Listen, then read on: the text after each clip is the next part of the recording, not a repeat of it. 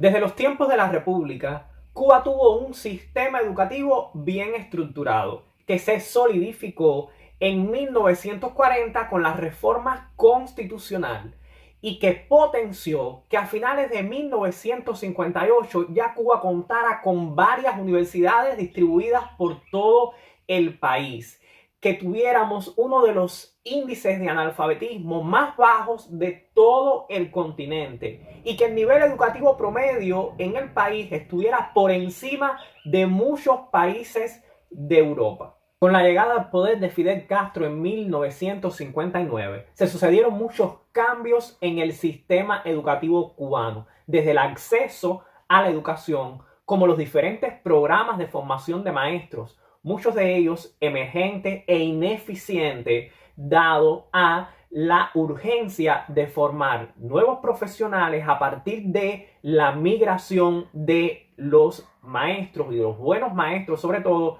hacia otros sectores y hacia afuera del país, debido a los bajos salarios y al alto nivel de exigencia que no se correspondía con el mismo. Pero sobre todo, a partir de el acercamiento que tuvo la Revolución Cubana con la Unión Soviética, se importaron teorías pedagógicas y psicológicas que se aplicaron en el país durante muchísimos años, prácticamente sin variaciones, y que desencadenó en una nueva manera de medir la calidad de la enseñanza a partir de un grupo de indicadores que es con los que se valoraba si una escuela, un municipio, una provincia o el país en sentido general era eficiente en su sistema educativo. Estos indicadores son asistencia, retención y promoción. Y aunque los dos primeros son importantes, nos vamos a centrar en el último, en la promoción, que es donde consideramos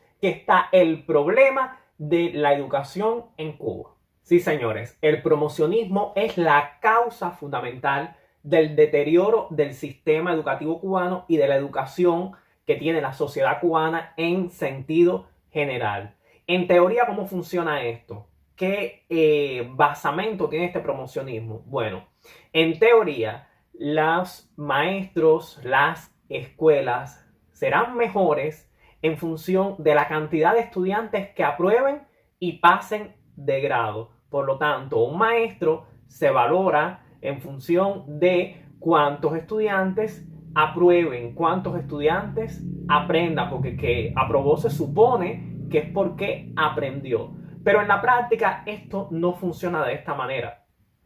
En la práctica, el aprendizaje de un estudiante, el que un estudiante apruebe, no depende solamente de la calidad de la clase, ni de la preparación que tenga el docente que trabajan con él. Influye muchos factores en el aprendizaje de un estudiante, pero lamentablemente en Cuba esta responsabilidad se carga exclusivamente o casi exclusivamente sobre el docente, sobre el maestro. Por lo tanto, cuando un maestro tiene sus estudiantes suspensos, estudiantes que no han aprobado el examen, este es cuestionado, es presionado, es analizado, se le revisan los documentos, se le visitan clases, se hace un trabajo exhaustivo con él, se sobrecarga de responsabilidades, de consecuencias que no tiene aquel maestro que tenga a todos sus estudiantes aprobados, lo que trae consigo como consecuencia que muchos maestros,